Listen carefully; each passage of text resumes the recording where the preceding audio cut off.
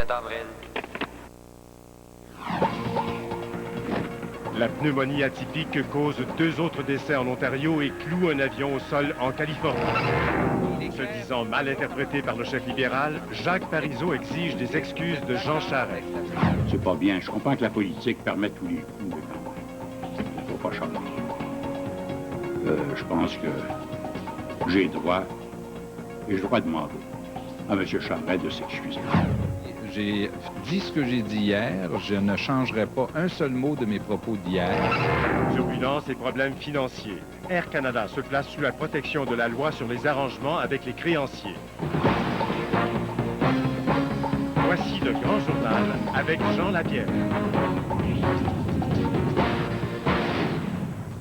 Mesdames, Messieurs, bonsoir. Comme si on n'en avait pas assez de la guerre, la pneumonie atypique prend de l'ampleur partout à travers le monde et même au Canada. Imaginez-vous qu'on recense maintenant 150 cas ici au Canada. On déplore 6 morts, particulièrement en Ontario. Et donc, le Québec, lui, est toujours épargné, heureusement, mais ça ne saurait tarder. Pierre-Jean Séguin nous rapporte. 2 autres décès viennent porter à 6 le nombre de personnes ayant succombé à la pneumonie atypique en Ontario. L'accès à certains hôpitaux est dorénavant restreint, puisque les autorités cherchent à limiter la propagation de la maladie. La situation est plutôt préoccupante dans la grande région de Toronto, où une centaine d'ambulanciers et environ 70 médecins ont dû être placés en isolation. Certains hôpitaux américains ont aussi adopté des mesures pour éviter la propagation de la maladie. Les symptômes de la pneumonie atypique se manifestent comme suit: toux, essoufflement et surtout de fortes fièvres. Une bonne partie des gens qui développeront la maladie s'en sortiront sans trop de problèmes. Dans les aéroports de Toronto et de Vancouver, les passagers des vols en provenance d'Asie du Sud-Est sont suivis de près.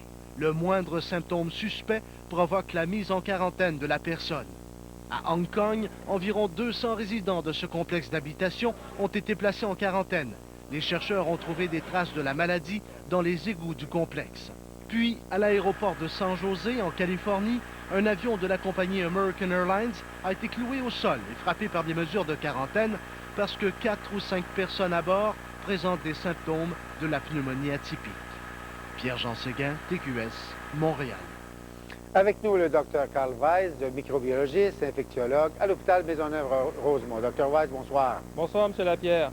Dites-moi, docteur, là, on regarde ça se propager à travers le pays. Le nombre de cas augmente à tous les jours. Le Québec est encore épargné, mais pour combien de temps? Alors, évidemment, je n'ai pas la réponse. C'est sûr que la situation est un petit peu inquiétante quand on voit ça de l'extérieur.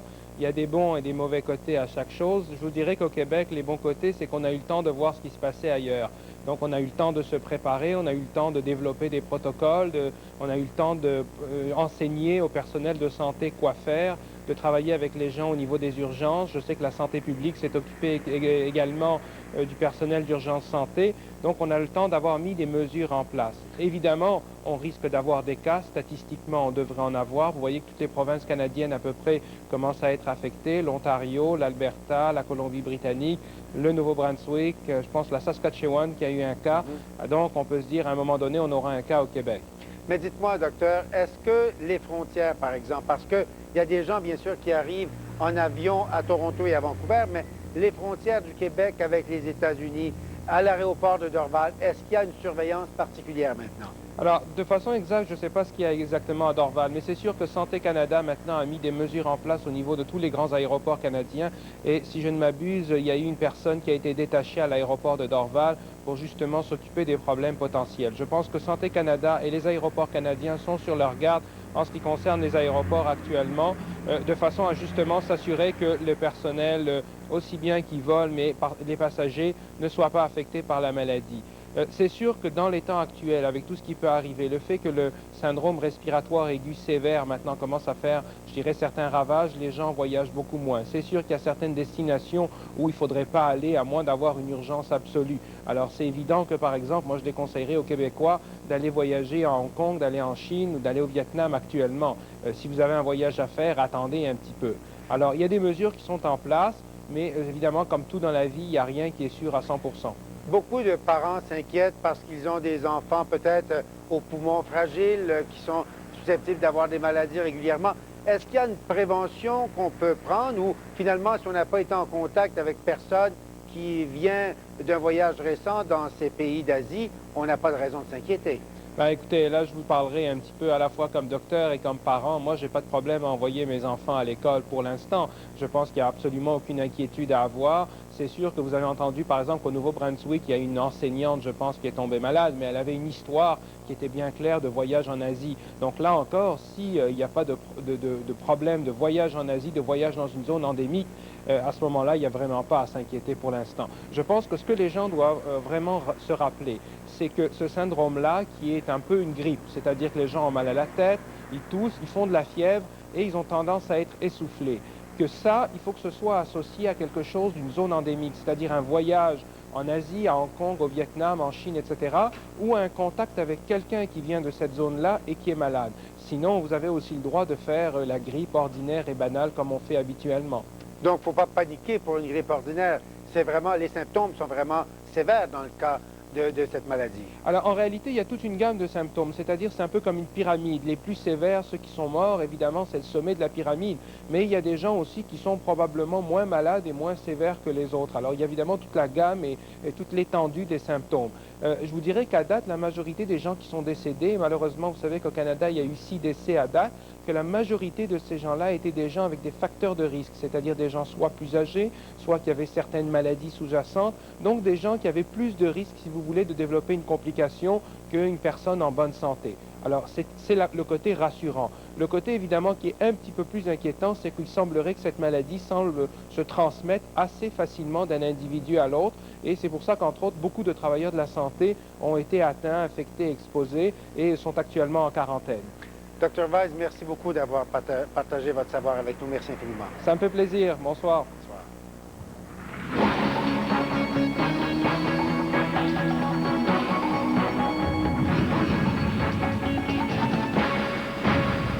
Bonsoir, on parle d'abord d'Irak. C'est que les combats ont été très violents aujourd'hui en Irak entre les forces de la coalition et la garde républicaine de Saddam Hussein. Mais la journée a surtout été marquée par des bavures américaines. Pascal Yeri va faire le point sur ce qui s'est passé. Au 13e jour de la guerre, les civils sont de plus en plus affectés par les erreurs de la coalition qui ne cessent de se multiplier. En effet, plus de 30 personnes ont été tuées dans un bombardement près de Babylone, à 80 km de Bagdad. À Nasiriyah, 15 membres d'une même famille auraient été tués dans une camionnette par une roquette tirée d'un hélicoptère Apache. Dans le sud du pays, à Chatra, des Marines américains ont abattu un conducteur irakien non armé qui aurait omis de s'arrêter à un barrage routier. À Nadjaf, une autre bavure que le centre de commandement américain a reconnue. 7 femmes et enfants ont été tués aussi devant un barrage routier. Civilians will be put into harm's way. We make every effort to warn, to try to cause a halt to the potential danger before it escalates. Selon le ministre irakien de l'Information, 2 autobus transportant des boucliers humains auraient aussi été attaqués par un avion militaire américain sur la route entre Bagdad et Amman, en Jordanie. Cette allégation n'a toutefois pas été encore confirmée par les forces américano-britanniques. Pendant ce temps, de violents bombardements se poursuivent toujours dans la capitale irakienne. Des missiles se sont à nouveau abattus sur le palais de la République et des positions de la garde républicaine ont également été attaquées. 33 civils auraient été tués et 310 blessés. Vraisemblablement, les opérations militaires s'intensifient et la pause dans la progression vers Bagdad serait terminée. Coalition forces are coming from the north, they're coming from the south, and they're coming from the west. And the circle is closing. À Bassora, les forces coalisées tentent toujours de s'emparer de la ville. Les civils continuent à fuir pendant que des commerçants se rendent à l'intérieur. No Saddam, no Saddam. Good, good America, good America. Et au nord de l'Irak, la coalition et les Kurdes ont démantelé un important réseau de terroristes islamistes. Pascal Derry, TQS, Montréal. Un prisonnier de guerre américain détenu par les forces irakiennes a été délivré par les troupes de la coalition, selon ce qu'a annoncé le Pentagone. En fait, il s'agit d'une prisonnière, Jessica Lynch, qui fait partie d'un groupe de militaires du Texas porté manquant à la suite d'une embuscade le 23 mars. La jeune fille n'avait que 19 ans. Elle a été retrouvée dans un hôpital irakien. Elle souffre de blessures occasionnées par des projectiles. Plus tôt aujourd'hui, l'Irak a lancé un appel à la guerre sainte. Le ministre irakien de l'Information a lu un texte attribué à Saddam Hussein. Il affirmait que tous les Irakiens qui choisiraient de mourir en tuant des soldats de la coalition iraient au paradis. D'après le texte en question, l'attaque anglo-américaine constitue une agression contre l'islam. Le fait que ce ne soit pas Saddam lui-même qui ait fait le discours suscite beaucoup d'interrogations aux États-Unis, où on se demande s'il est toujours vivant. Pendant ce temps-là, en Angleterre, le secrétaire britannique au Foreign Office, Jack Straw, a proposé la tenue d'une conférence internationale sous l'égide de l'ONU pour désigner le gouvernement qui dirigera l'Irak après la chute du régime de Saddam Hussein. Dans l'intervalle, la guerre des mots s'est poursuivie entre la Syrie et Washington. Damas a qualifié aujourd'hui de fiasco l'invasion de l'Irak et suggéré de poursuivre les autorités américaines pour crimes contre l'humanité.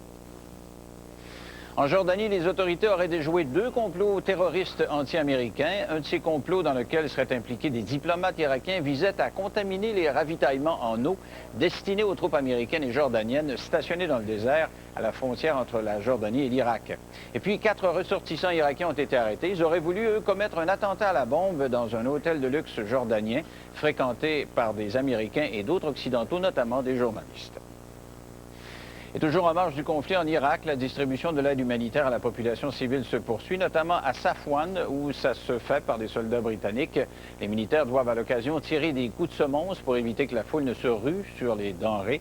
D'autre part, il semble que la ville de Bassora puisse maintenant alimenter tous ses résidents en eau potable. Chez nous maintenant, devant ces lourdes pertes financières, Air Canada vient de se placer sous la protection de la loi sur les arrangements avec les créanciers des compagnies. Ça devrait lui permettre de poursuivre ses activités tout en négociant un plan de redressement avec ses employés, ses créanciers et autres actionnaires. L'entreprise se dit déterminée à tout faire pour se restructurer et redevenir une ligne aérienne rentable. Hier, 2 syndicats ont accepté des réductions de 2300 travailleurs. En tout, les compressions doivent mener à 3600 pertes d'emplois. I'd like to first of all provide reassurance that Air Canada's customers around the world can continue booking with confidence, that their travel plans will not be disrupted. Et les temps sont durs, pas seulement pour Air Canada. La compagnie néerlandaise KLM a annoncé la suppression de près de 3000 emplois. Elle va ainsi diminuer le nombre de ses vols partout à travers le monde dans le but de réduire de 10 % ses dépenses annuelles.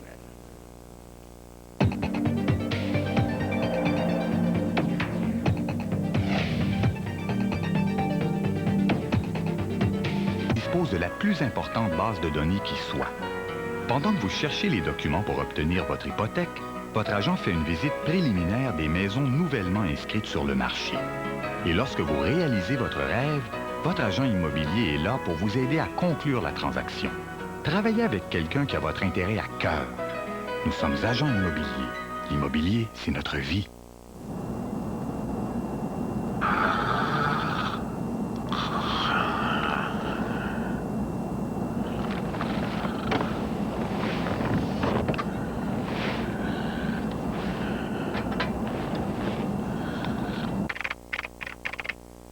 Quand on aime vraiment son emploi, ça paraît. Trouvez l'emploi que vous allez vraiment aimer sur le plus gros site d'emploi au Québec, workopolis.com. Personne ne peut dire qu'il n'aura jamais un accident responsable, ni vous, ni moi. Heureusement, moi, j'ai la police qui pardonne de Bel Air Direct. Et mon accident responsable n'entraînera aucune augmentation de ma prime. En plus, l'assistance routière de CAA Québec est comprise. Profitez-en, vous aussi. Appelez Bel Air Direct au 1-888-270-9111. La paix d'esprit et une prime très avantageuse. C'est ça, la police qui pardonne. Un produit exclusif de Bel Air Direct.